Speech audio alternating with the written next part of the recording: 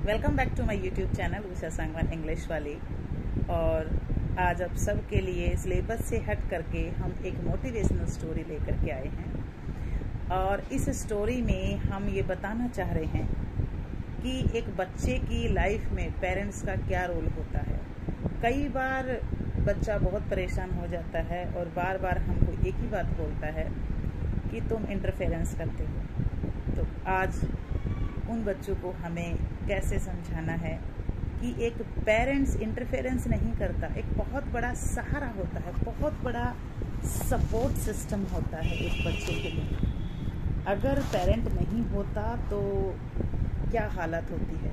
आपने सुना होगा ना, जिन बागों के माली नहीं होते वो बाग अक्सर उड़ जाया करते हैं।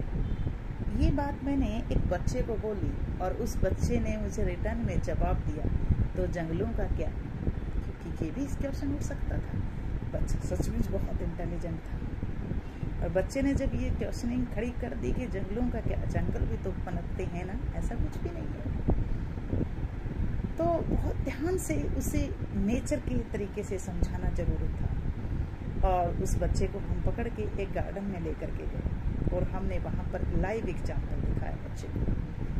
बच्चे से हमने लाइव क्वेश्चनिंग करी, कुछ सेशन किया, क्योंकि उस बच्चे को समझाना, उसके दिलो दिमाग के अंदर एक ही बात बैठी हुई थी कि नहीं, ऐसा कुछ नहीं है, बिना पेरेंट्स के सपोर्ट के भी एक बच्चा ऊंचा उठ सकता है, ऊपर उठ सकता है। और हमने खाली जमीन के ऊपर उस बच्चे को बोला कि आपको कैसे एक्सपेरिमेंट करना है। उस बच्चे को समझाने के लिए एक एक्सपेरिमेंट किया गया। उस खाली जगह पे 10 पौधे लगाए गए और उन पौधों को छोड़ दिया गया। कभी आंधी आई, कभी तूफान आया, कभी बारिश आई। एक्चुअल में क्या होता है कि 6 पौधे टूट गए, 4 खड़े रह गए। उसके बाद दोबारा फिर तूफान आया, वो 4 भी टूट गए। लेकिन टूटे हुए पौधों के साथ में माली ने क्या किया, एक स्टिक लेकर के आया और उसने एक स्टिक बांध दी 4 पौधों के पास में। 6 को ऐसे ही छोड़ दिया, कोई बात नहीं, इसको चलने दो। अब धीरे धीरे क्या हुआ, जहां से पौधा टूटा था वहां से फुटपाथ की शुरुआत हुई, ग्रो करना शुरू करा। अब धीरे धीरे धीरे धीरे धीरे धीरे पेड़ बड़ा होता चला गया। एक समय ऐसा आया जो 6 पौधे बाकी थे, उनमें से भी ये नहीं कह रही कि 6 के 6 टूट गए, बिकॉज एक्सेप्शनल्स आर एवरीवेयर। आपने एक चीज नोटिस करी होगी, झुग्गी झोपड़ी से उठे हुए बच्चे, रिक्शा चालक के बच्चे, रिक्शा पुलर के बच्चे, बहुत गरीब तबके के बच्चे, फार्मर के बच्चे आईएएस बनते हैं, आईपीएस बनते हैं, बट कितना परसेंट, ज़्यादा जो परसेंटेज होती है वो फेलियर्स की होती है। सक्सेस की जो परसेंटेज है वो बहुत कम होती है। मुझे एक बार याद है कि मेरे बुआ जी के लड़के ने बताया, he was working in biscuit factory. Biscuit factory के अंदर जॉब थी उसकी, पार्ले जी की बिस्किट फैक्ट्री के अंदर। तो जब वो उस जॉब पे जाता था तो उसने वहाँ पर देखा कि एक छोटा सा लड़का वहाँ फैक्ट्री में काम करता था, लेकिन जैसे उसे टाइम मिलता, मान लो क्या होता है, बिस्किट बनाने के लिए आटों का घोल तैयार किया, आटा बनाया, और उस आटे के बाद में जैसे बिस्किट बनने के लिए उसमें डाल दिया जाता, तो वो बच्चा अक्सर बैठ करके पढ़ने लग जाता। तो एक दिन उसने उससे पूछ लिया कि भाई ये क्या करते हो तुम? कहता मुझे बहुत बड़ा आदमी बनना है।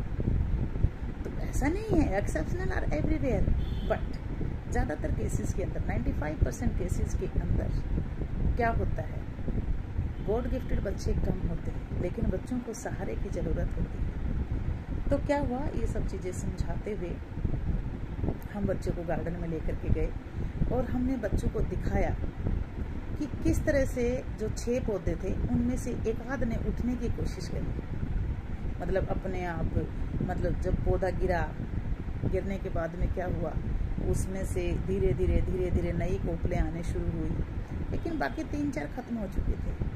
ऐसा सभी के साथ में है, ये फैक्ट है। मैंने फिर बोला कि एक्सेप्शनल्स आर एवरीवेयर, लेकिन मोस्टली केसेस में क्या होता है, मोस्टली केसेस में यही होता है कि जीत पॉसिबल नहीं होती। अब जो बाकी पौधे धीरे धीरे धीरे धीरे बढ़ रहे थे। एक टाइम ऐसा आ गया था जब पौधे का तना था, मतलब उसकी जो जड़ थी, जड़ के बाद में जो तना था वो धीरे धीरे मोटा होता चला गया। बच्चे से पूछा गया कि अब इसके साथ में क्या किया जाए, ये डंडी हटा दी जाए या नहीं हटा दी जाए। वो डंडी हटा दी। जब हमने डंडी हटाई फिर तूफान आया।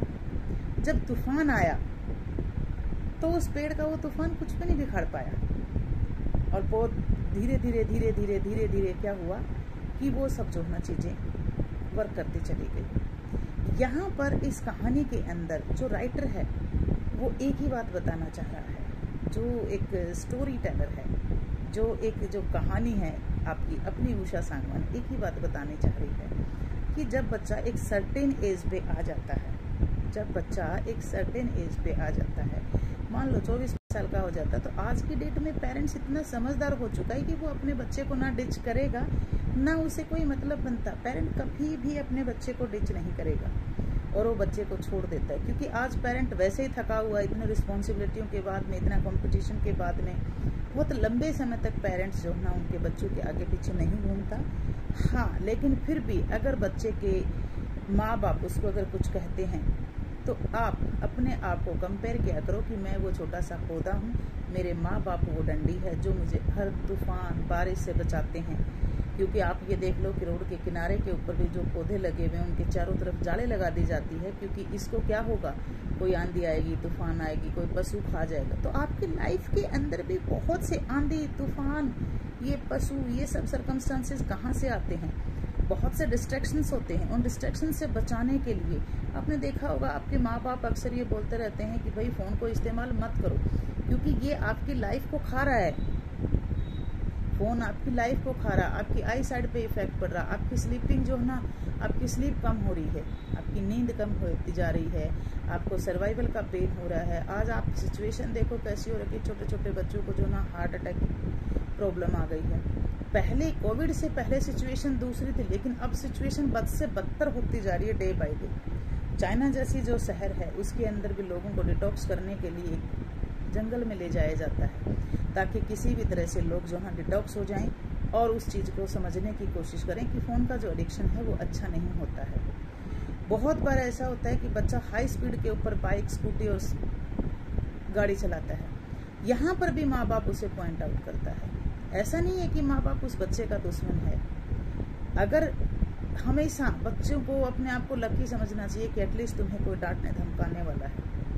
क्यों? क्योंकि जिन बागों के माली नहीं होते वो बाग अक्सर उजड़ जाया करते हैं। और फिर क्या है कि माँ बाप अगर समझा रहे हैं, आपने देखा होगा, आपको क्या है, छोटे छोटे बच्चों को चाहिए बाहर जंक फूड खाना है, रोज़ जंक फूड खाना है, रोज़ बाहर का खाना खाना है, पेरेंट उस चीज़ के लिए अलाउ नहीं करता।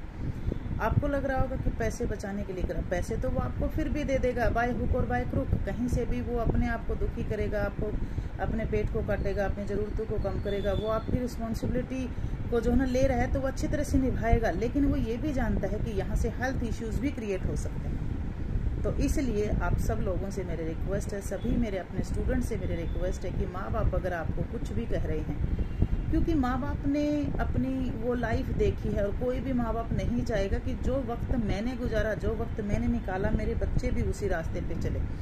कोई भी पेरेंट, चाहे आज हम भी पेरेंट हैं, हम नहीं चाहते कि जिस सर्कमस्टांसेज में हम रह रहे थे हमारे पेरेंट्स की अगर हैसियत 2 रुपये खर्च करने की, तो वो अपने बच्चे पे 5 रुपये खर्च करने की भी कोशिश करता है, चाहे उसे कहीं से भी कर्ज उठाने की करना पड़े। और हम जैसे पेरेंट्स जो पढ़े लिखे हैं और इस ज़माने के अंदर हम जान रहे हैं कि इक्वल इम्पोर्टेंस है, चाहे बेटा है चाहे बेटी है। तो मेरी रिक्वेस्ट है सभी स्टूडेंट्स से कि अपने माँ बाप की बात का बिल्कुल भी बुरा ना माने।